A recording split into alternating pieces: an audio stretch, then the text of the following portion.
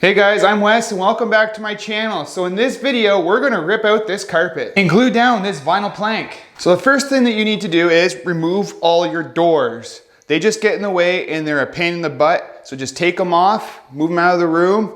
Trust me, it makes installation a lot easier. Next, we're gonna want to remove this carpet. And my room is 12 feet wide. And in order to fit it into our dumpster, I'm gonna cut it into 3 strips that are gonna be roughly 4 feet wide. Now, in my case, this carpet is glued down to a concrete floor. This is kind of unusual for a residential house. A lot of times, the carpet is actually installed over pad. If that's your case, you're gonna have to rip out your pad and your tack strip that's around the edges as well. But in my case, it's glued down, so I'm kind of lucky in that way. And the knife that I'm going to be using is what they call a carpet knife. And this is not something that's common to a lot of people, but you could just use like a utility knife or an Olfa knife. They'll do just fine. But these blades are super sharp and they work really great. So if you happen to have one of these, I suggest you use it.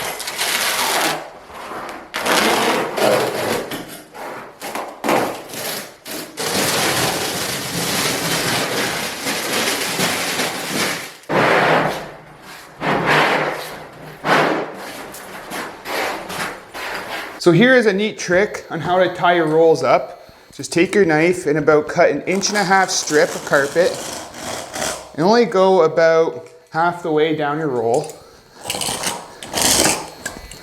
And then right here, just make 2 slits.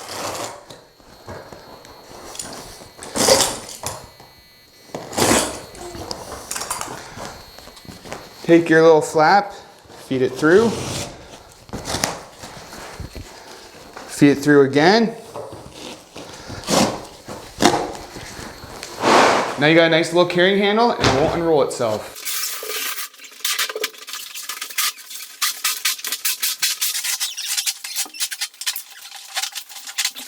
Next we need to remove this old glue and we're just going to use a 5-inch razor scraper to do this. It's not easy work, but it's work that has to get done.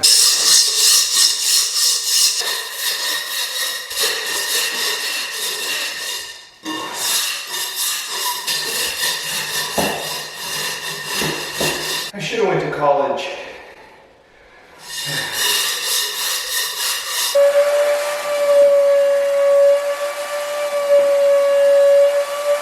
Our next step is we need to mix up some floor patch to fill any cracks and holes that we might have in our floor.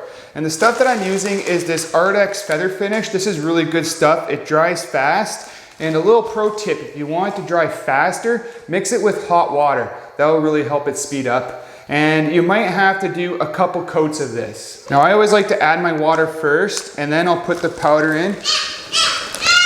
Guys, hey, quiet please. And just keep adding some and mix it until you get about a peanut butter type thickness to it.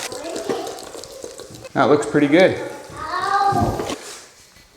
Just scoop some and smooth it out. Wow, hey? Okay, you guys have to get out because there's wet floor patch here now, okay? Go stand out there, please.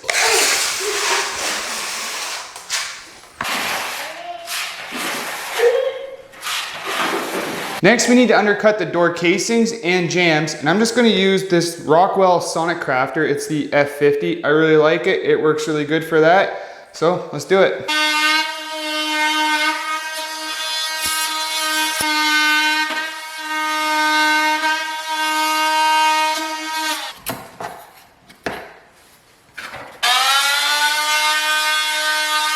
Next, we need to lay out our boards, and it actually works out quite well for me. If I start with a full board in my doorway, I'm gonna have to trim off, I think, about 1 inch on that wall. And my boards are 6 inches, so it's actually pretty easy to figure out the layout. Now, I also like to run my boards with the length of the room. I never usually go with the width. I don't think that looks very good. It's entirely up to you which way you wanna go, but I always prefer going with the length. So my boards are gonna be going like this.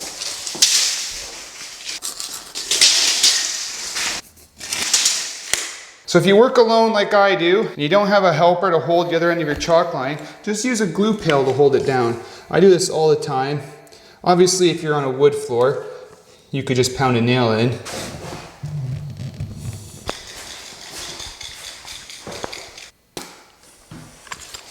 Now for the part that you guys will probably find intimidating, and it's actually not that bad. It's time to spread the glue. And the glue that I like to use is this Eco 360. It's a pressure sensitive glue. So what that means is you spread it and then you let it dry. And when it dries, it gets super sticky. The spreader that I'm going to use is a Richards number 25, and the spacing on it is a 1/32 by 1/16 by 1/32. And I feel like I shouldn't have to say this, but don't glue yourself into a corner. Think about where you're going to start and where you're going to finish. In my case, I only have one way out, other than crawling out a window, and I have no interest in doing that. So I have to make sure I end up in this door. So I'm going to start in one corner and work my way till I get to the door.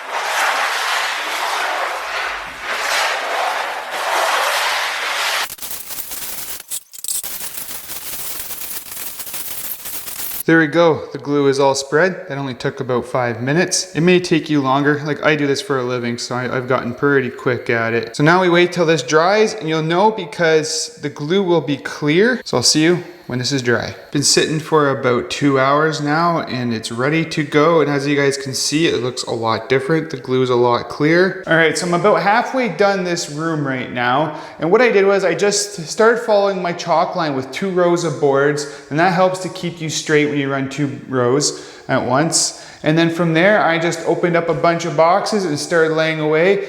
And I made sure that I did 2 things. And the first one was that I don't have any boards that are similar to each other side by side. That always looks bad, so it's best to open up the boxes, sort them all out, and make sure you get a good variation of boards going. And another thing is, even though these boards are all the same length, you might be tempted to create a pattern, and that looks really bad.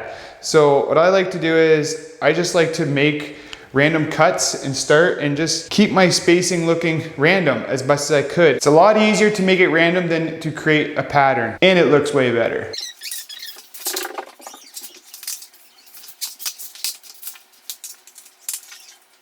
All right, I'm going to show you guys how to make your end cuts without having to do any measuring. When you don't have to do any measuring, it's going to be accurate. You're never going to mess it up. This is pretty foolproof. Lay your board and butt it up against the wall. Lay it flat. Take your knife and just put it even with the edge of your board.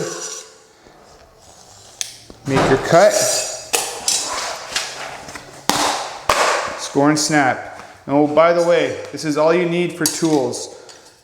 A speed square, a utility knife, a pencil, and a tape measure. That is all you need to install this floor. Flip your board around.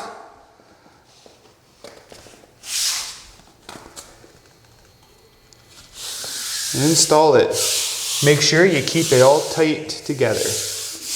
Now here's a little trick for making your length cuts. Just take the piece that has to fit in there and make it flush with the row before it. Take another board, and this board has to be the same width as the one you're cutting. Just lay it on there. Take your knife and follow that edge.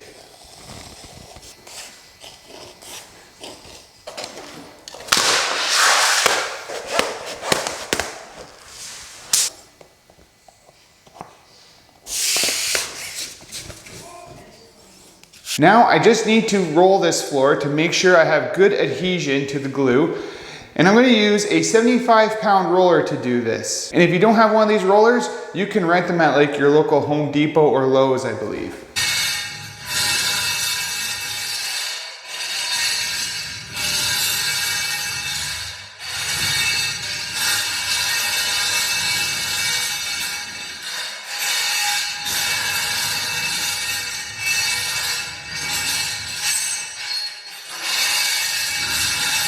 Now we're almost done. The last thing we need to do is we need to install our doorway molding. And there's a few different options. This particular brand of vinyl plank, they actually have a matching molding for it, but I chose not to go with it because someday the other room, we're going to replace that with some carpet, and the carpet actually comes with a really nice molding. So for the meantime, I'm just going to use this inexpensive flat bar, that's what they call it, and it's typically used for when your floors are level. You just need to cover up the edge. There's different kinds you can get. You can get ones that bevel and stuff, so just make sure that you guys choose the right one that you need for your floor. To install it, I'm just going to drill an 1/8 inch hole through the pre-drilled holes they have in here, and then I'm going to use an 1/8 inch bamboo skewer. I'm going to pound that in there, and then I'm going to use the provided nails that come with this to fasten it down. It's pretty simple and easy. And that's how you install a glue down vinyl plank on top of concrete. If you were to go over top of a wood floor, you would have to install a 1/4 inch underlay first. If you have any questions, just drop them down below and I'll try my best to answer all of them. And that is it for this video, guys. I hope you enjoyed it. And if you're new to my channel, I encourage you to hit that subscribe button, hit the notification bell so you never miss when I upload a new video. And like always, we'll see you in the next one.